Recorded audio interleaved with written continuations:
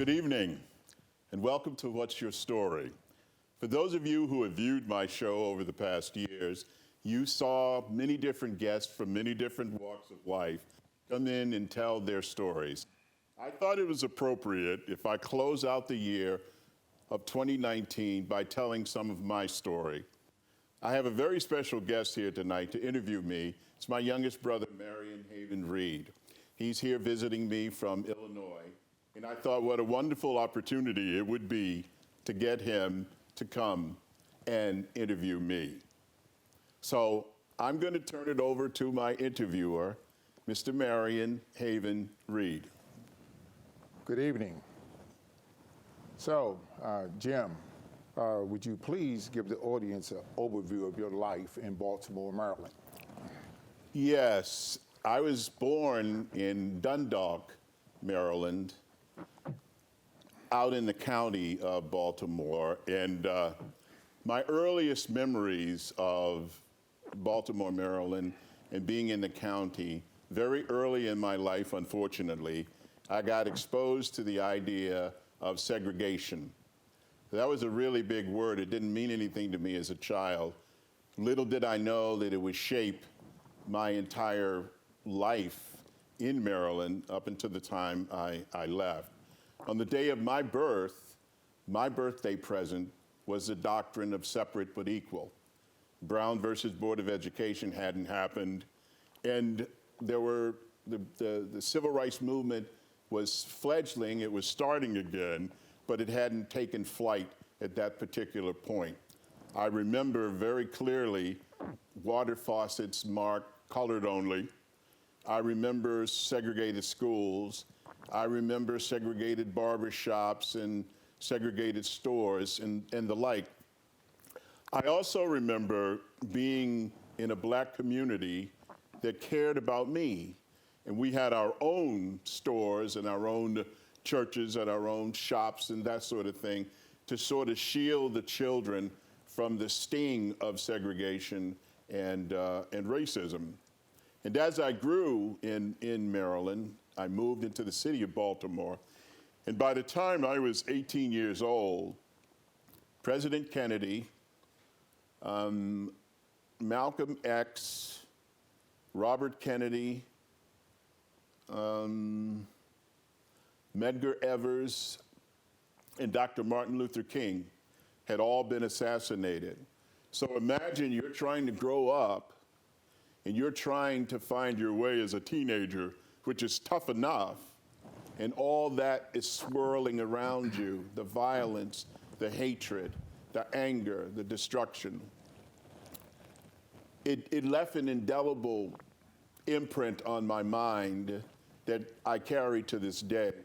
I remember seeing military forces, martial law in our neighborhoods, buildings burning, stores on fire, people screaming and running in the street, broken glass, bullets flying. It really left an impression on me that I've not been able to shake even this late into my life as an adult. And I realized that early on, there was more to the world than what I was seeing. And so I don't know how or why, but I developed the idea that I wanted to go away from Baltimore and I wanted to see the world. I wanted to experience different things. I wanted to learn different things. I grew up in a segregated society where blacks hated whites and whites hated blacks, but that wasn't all the story. The true story is that we had all worked together throughout history to change things that were wrong. And I began to understand that a person's skin color, that if you hate me because of my skin color, that's wrong. If I hate you because of yours, that's equally as wrong. And so you can't paint every person with the same brush. I began to understand that. One of the formative events in my life is when I got bused. Brown versus Board of Education, May of 1954, happened after I was born. And I got bused. And what many people don't realize is black community parents were frightened to death of their children being taken from their protection and put into white neighborhoods and white schools where there were angry mobs and vicious people wanting to hurt their children. That's a part of the story that somehow didn't get told. My family wasn't excited about me being bused. But what changed me, and they say little drops of water can wake you as well as a pail of water. What changed me was I learned very early on to play the race game in Maryland. And when I was in a white school with a white teacher, I remember her eyes were as huge blue eyes, and she had me standing in the corner seemingly every day. I was in that corner, and I just would go home and I would complain that she put me in the corner because I'm black, and she didn't like me because I was black. And finally, my parent came to the school. My stepmother, came to the school to confront this teacher about treating me the way I had said I was being treated. And so we get to the school. Back in those days, the teacher's door you could see in the office in her classroom. My stepmother knocked on the door, and we walked in and sat down in front of the teacher. And my mother said, "Well, why are you treating him this way?" And this white teacher with these huge blue eyes looked at my mother and she said, "James is one of the brightest people I have ever met, and I refuse to permit him to get away without doing his best." That impression has lasted me forever. I don't know where that teacher is now. I don't know her name, but I know that everything I've tried to do after that, she has impacted me and showed me skin color is not important. Dr. King hit it. It's not the color of your skin, it's the content of your character. And so my journey through Maryland, my early journey, left indelible impressions of pain, death, suffering, hurt, but also joy and the possibility of what could happen. So can you tell us, Jim, why did you leave Maryland and eventually come to this great state of Connecticut? Yes, it's a love story. I fell in love with a woman, and we were both very, very young. And of course, she had experienced the same type of life in Maryland that I had experienced, and we decided we were going to elope. And so August 1st, 1969, we boarded a bus, a Greyhound bus, and we came to Connecticut. And we got in Connecticut because we put some names of states in a hat, and we picked out Connecticut. Could have been any one of a number of states, and we would have gone there. But I came to Connecticut as an elopee or eloper with my young bride, and of course, we were too young to handle the pressures of marriage and jobs and all of that, and it didn't last very long. She went back to Maryland. I chose to stay in Connecticut, and that is why I'm still here in the great state of Connecticut. All right, just knowing some of your background, I also know that you served in our armed forces. Can you tell me what led you to joining the U.S. Army, and what was your experience like in the military? What led me to join the Army was, as I alluded to earlier, was the idea that there's more to the world than what I saw, than what my little experience in my little community and my little neighborhood could offer me. And I also had a keen interest from being early on in my life in history. I love history then, I love it now. If you came to my home, you would see that my home is really a library, and the books are largely books on history. The military was appealing to me on a number of levels. One, it gave me the opportunity to give service to this country. Now, I had family members who told me I was crazy to join the military and possibly get killed for this racist nation. And the white people here were never going to accept you. They are never going to like you. They are never going to respect you. And you're a fool for putting on a uniform, going off to fight people and you don't have your freedoms here at home. That was a plausible argument. I understood it. I sympathized with it, but I disagreed with it because that argument left out the other side of the equation. The other side of the equation was always, and still remains to this day, the thousands upon thousands upon thousands of people who were not people of color, who were white people and brown people and red people and yellow people who came together to change this world for the better, to change the United States for the better, to trample segregation into the dust, to trample bigotry and hatred into the dust.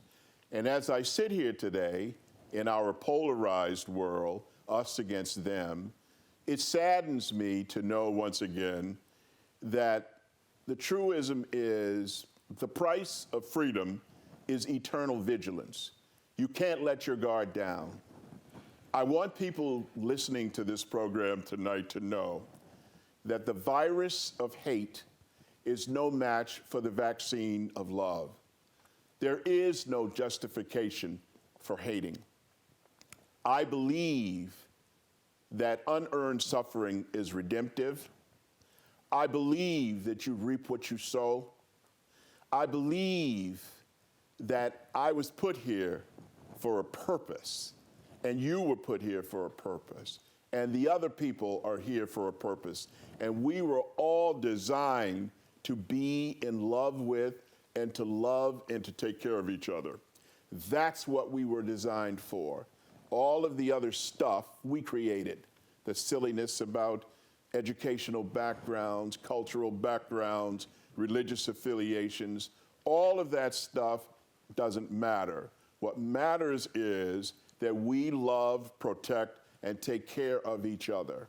And if we did that, if we could put aside our hatreds, if we could put aside our bigotries, if we could give service to our country, as President Kennedy said, ask not what your country can do for you, ask what you can do for your country. Those words were ringing in my ears as I joined the military to give service to this great and wonderful country. It is not perfect by any stretch of the imagination, but President Kennedy had it right when he said, we've never had to build a wall to keep our people in. The military gave me an opportunity to see the world, to learn cultures that I only dreamt about, to go to places that I read about in history books. I was fascinated when I got shipped overseas to Europe, and I could walk down streets that were 3 times as old as the United States. It was a wonderful, wonderful experience. I met soldiers from all over the United States, some of whom are still my friends to this very day. And so I have nothing but positive things to say about the military. Was there bigotry there? Absolutely. It's everywhere. And it's going to remain as long as we lose sight of the fact that we belong to each other. We were put here to take care of and love each other. That is the basic purpose for us to be on this planet. Not to get rich, not to build skyscrapers, not to go to the moon, not to build marketplaces and stock market exchanges. That's not why we were here. We were here to love and take care of each other and be that family of God. No matter who you worship, no matter what religious road you walk, we all are family. We all belong to each other. So the military was nothing but a wonderful experience for me. I loved it, and I still love it today. I think it's one of the best decisions that I ever made. Jim, I would like to personally thank you for your service to this wonderful country. Can you probably elaborate just a little bit on your education and your career? You know, and can you tell us a little bit about that? When I was in the military, I recognized how important education really is, because I traveled around the world and I saw people advancing and making marks in the world. And they did so because they had some training, some formal background, because they put their minds to work. They used their brains to understand things, to bring people together, to write poetry, to write music, to build things unimaginably beautiful. And I knew that I was blessed with a brain. I didn't know how good it was, but I knew I was blessed with one.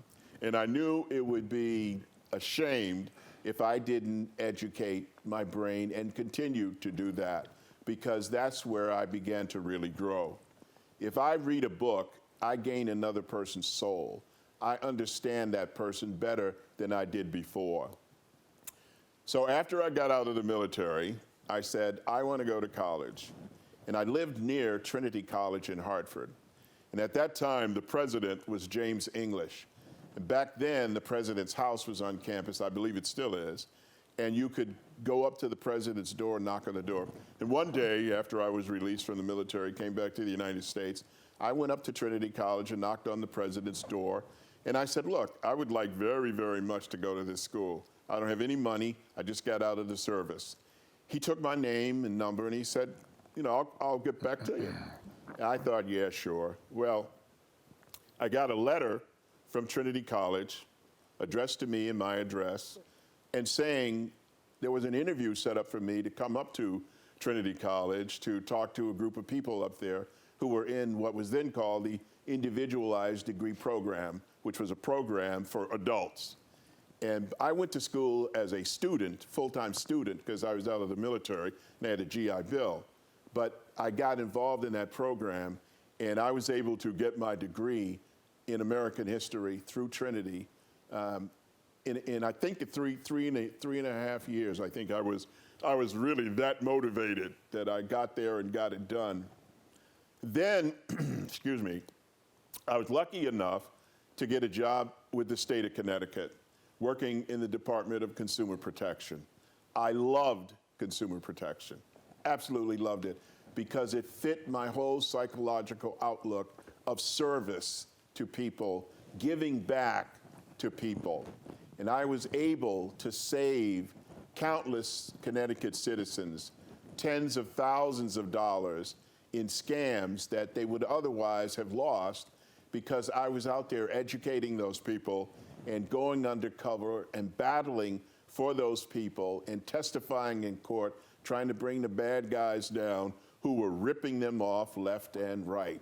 That was the greatest job of my career, being in the Department of Consumer Protection for almost 20 years. I loved that job.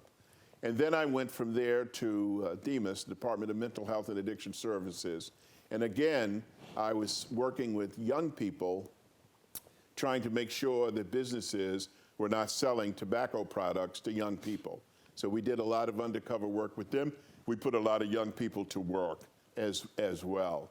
My education continued as I met more and more and more individuals in the field of consumer protection, because back then we used to have annual meetings, and consumer protection people would come together and talk about the various scams and what was going on and the technology that the bad guys were using and how we had to get up our game in order to deal with that. But it was no feeling at all like knowing that I had saved a consumer an enormous amount of time and money, or recouped money for a consumer because of my working in consumer protection. That was the job for me. I really felt I was making a contribution. I really felt I was doing something worthwhile. I really felt that it was something with a positive result that would continue long after me, and I felt it was the right thing for me to be doing. I wasn't designed to make $1 million, and I'm not disparaging people who do. Terrific. The people who make $1 million or $1 billion, that's your thing, that's fine. I was not born to do that. I was born to give service to people and to let people know that the virus of hate is no match for the vaccine of love. That's what I was born to do. So, Jim, just looking back on your lifespan, If you can go back and change anything from your time in Baltimore, Maryland, to this day right here in Connecticut, would you change anything? Wow. I guess people would say you're lying if you said no to that. Okay. You know, you make so many mistakes growing up in life. Parenting mistakes, you have no manual that's absolutely foolproof. Marital mistakes, you have no manuals to go by. Some people would say, yeah, you do, the Bible, and that's fine. What would I go back and what would I change? I think the one thing that I would do differently is I would have pursued my education earlier in life as opposed to going into the service and then getting it done. I think that's what I would have done. And I probably would have gone and become an attorney fighting for the oppressed and the downtrodden. But as I look back now, I'm really rather pleased with who James is, the kind of man he is, the kind of father he is, the kind of brother and he is, and uncle and grandfather and all of that. I'm rather pleased with James because I think James is a good man who's made mistakes, who owns them, who's tried to change them, and tried to move forward. What James tried to do was make of this old world a new world. What he tried to do was feed the hungry. What I tried to do was clothe the naked. What I tried to do was show those incarcerated that they are loved, that they are important, that they are needed. What I tried to do was match someone's capacity to hate with my capacity to love. That's what I tried to do. And I feel good about that. I'm not going to be regressive and wring my fingers and gnash my teeth over what didn't go right. Plenty of things didn't go right, and I'm responsible for it. But I'm also responsible for the things that did go right. And some of those things that went right in my life was the service to this nation, the service to the people of Connecticut, the service to my God, the service to my church, the service to my community. I'm very proud of that. And I see now that I have to wrap up, but what I want to say to people listening, in a half an hour, obviously you can't tell your whole life story. I tried to hit on some highlights. Maybe something I said rang a chord with you. I hope it did. Remember one more time, the virus of hate is no match for the vaccine of love. Everybody has a story. Thank you for watching. Until next time, I'm Jim Reed. Good night.